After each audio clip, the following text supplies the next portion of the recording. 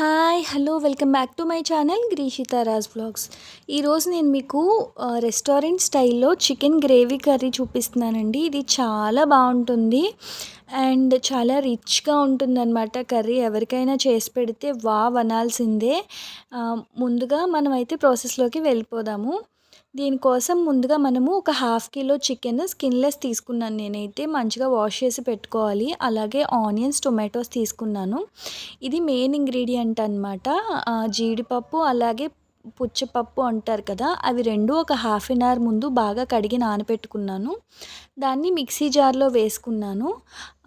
వేసుకున్న తర్వాత దానిలోకి కొంచెం గసగసాలు యాడ్ చేసుకుంటున్నాననమాట. ఇవి ఒక 2 టేబుల్ స్పూన్స్ అయితే తీసుకున్నానండి జీడిపప్పు, ఇంకా పుచ్చపప్పు. దీంట్లోనే మనం టొమాటోస్ ఒక 3 స్మాల్ సైజ్ టొమాటోస్ అయితే యాడ్ చేసుకొని మంచిగా పేస్ట్ అయితే చేసుకోవాలి. చూస్తున్నారు కదా! ఇలా పేస్ట్ అయితే చేసేసుకోవాలనమాట. ఇది పక్కన పెట్టుకొని స్టవ్ ఆన్ చేసి ఒక గిన్నె పెట్టుకొని దాంట్లో ఆయిల్ అయితే వేసుకోవాలి. యూజువల్‌గా ఏంటంటే నాన్ వెజ్ కర్రీస్‌కి కొంచెం ఆయిల్ ఎక్కువే పడుతుంది. సో, నేను ఇక్కడ ఒక 2 టేబుల్ స్పూన్ ఆఫ్ ఆయిల్ అయితే యాడ్ చేశాను. దాని తర్వాత మనం కట్ చేసి పెట్టుకున్న ఆనియన్స్ ఏవైతే ఉన్నాయో అవి యాడ్ చేసుకున్నాననమాట. నేను దానికోసం ఒక 4 స్మాల్ సైజ్ ఆనియన్స్ అయితే తీసుకొని మంచిగా చిన్న ముక్కలుగా చేసుకొని వేసుకున్నాను. ఎప్పుడైనా సరే మనము గ్రేవీ కర్రీస్ లైక్ ఇగురు కూరలు చేసుకునేటప్పుడు ఆనియన్స్ మంచిగా ఫ్రై అయితేనే టేస్ట్ ఉంటుంది. లేదంటే అంత బాగోదనమాట. ఇక్కడ మనకి ఆనియన్స్ బాగా ఫ్రై అయ్యాయి. సో, ఇప్పుడు మనం దీనిలో అల్లం వెల్లుల్లి పేస్ట్ అయితే యాడ్ చేసుకుంటున్నాము. సారీ అండి, ఈ క్లిప్ రివర్స్‌లో వచ్చిందనమాట. సో, నా దగ్గర ఇంకా వేరే ఆల్టర్‌నేటివ్ క్లిప్ లేనందువలన నేను ఇదే యాడ్ చేస్తున్నాను. సో, ఇలా మనము అల్లం వెల్లుల్లి పేస్ట్ కూడా మంచిగా ఆ పచ్చివాసన పోయే వరకు ఫ్రై చేసుకోవాలి. చూసారు కదా! ఇప్పుడు మనకి మంచిగా అల్లం వెల్లుల్లి పేస్ట్ కూడా ఫ్రై అయిపోయింది. ఇప్పుడు దీనిలోనే మనము ముందుగా కడిగి పెట్టుకున్న చికెన్ ఏదైతే ఉందో దాన్ని యాడ్ చేసుకోవాలి. హా! ఇంకా మీరెవరైనా నా ఛానల్‌ని ఫస్ట్ టైం చూస్తున్నట్టయితే ప్లీజ్ సబ్స్క్రైబ్ చేసుకోవడం మాత్రం అస్సలు మర్చిపోవద్దండి. అలాగే ఈ రెసిపీ మీకెలా అనిపించిందో చెప్పి కామెంట్ చేసి, లైక్ చేసి, షేర్ చేయండి. అండ్ ఇది చాలా బావుంటుందండి. మనకి రోటీస్‌లోకి గానీ, పులావ్‌లోకి, చపాతీలోకి దేనిలోకైనా బెస్ట్ కాంబినేషన్ అనమాట. వైట్ రైస్ విత్ సాంబార్ చాలా బావుంటుంది. ఇలా మనము చికెన్ అంతా యాడ్ చేసుకున్న తర్వాత బాగా ఫ్రై చేసుకోవాలి. మనకి చికెన్ బాగా ఫ్రై అయితే బావుంటుంది. ఇప్పుడు మనం ఒకసారి చికెన్ అంతా బాగా ఫ్రై చేసుకున్న తర్వాత దీనిలోకి తగినంత ఉప్పు, అలాగే కారం, పసుపు యాడ్ చేసుకోవాలి. మనం ఇప్పుడే కారం, పసుపు, ఉప్పు యాడ్ చేసుకోవడం వల్ల చికెన్ మంచి టేస్ట్‌గా ఉంటదనమాట. చాలా ఫ్లేవర్‌ఫుల్‌గా ఉంటుంది. లేదంటే చప్పగా అయిపోతుందండి చికెను. వాటర్ వేసిన తర్వాత సాల్ట్ అలా యాడ్ చేస్తే. సో, మనకి ముక్కకి మంచిగా చికెన్‌కి సాల్ట్ పట్టాలి అంటే ఇలా యాడ్ చేసుకొని మంచిగా ఫ్రై చేసుకోవాలి. ఇలా ఫ్రై చేసుకున్న తర్వాత మనం ఒకసారి దీన్ని మీడియం ఫ్లేమ్‌లో పెట్టి మూత పెట్టి ఒక 5 మినిట్స్ అయితే ఉడకనివ్వాలన్నమాట. బాగా కలిపేసుకున్నాం కదా! ఇప్పుడు ఇక్కడ మనకు కొంచెం అల్లం, జీలకర్ర, ధనియాలు పౌడర్ కూడా యాడ్ చేసుకున్నాం అనమాట. ఈ స్టేజ్‌లోనే యాడ్ చేసుకోవాలి. మనకి ఏమైనా మసాలాస్ అవన్నీ యాడ్ చేసుకోవాల్సి ఉంటే ఈ స్టేజ్‌లో యాడ్ చేసేసుకోవాలన్నమాట. చూస్తున్నారు కదా! మంచిగా కుక్ అవుతుంది చికెను. ఆయిల్ అంతా పైకి తేలుతుంది కదా!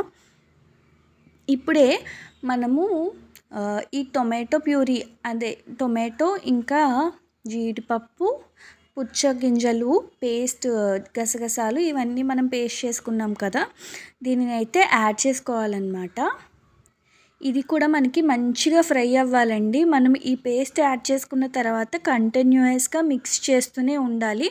లేదంటే మనకి తొందరగా అడుగు పట్టేస్తదనమాట. సో దట్ మనకి కర్రీ ఫ్లేవర్ అంతా మారిపోతుంది. కొంచెం అడుగు పట్టినా కూడా ఒకలాంటి ఫ్లేవర్ వచ్చేస్తుందనమాట మనకి. తర్వాత నేను మిక్సీలో కొంచెం వాటర్ వేసి అది తీసుకున్నాను. ఇప్పుడు ఇదంతా మనము మంచిగా ఫ్రై చేసుకోవాలి. ఎంత మంచిగా అంటే మనకి ఆయిల్ మంచిగా పైకి తేలుతూ రావాలి. ఇక్కడే నేను ఒక 2 పచ్చిమిర్చినైతే కట్ చేసి వేసుకున్నాను. ఇక్కడ మీరు పచ్చిమిర్చి వేసుకోవడం అన్నది పూర్తిగా ఆప్షనల్ అనే చెప్తాను. కానీ ఇలా పచ్చిమిర్చి మధ్యలో కట్ చేసి వేసుకోవడం వల్ల చాలా టేస్ట్ ఉంటుందండి. ఇది మనకి కారానికి తగ్గట్టు మీకు ఎన్ని కావాలితే అన్ని యాడ్ చేసుకోవచ్చు.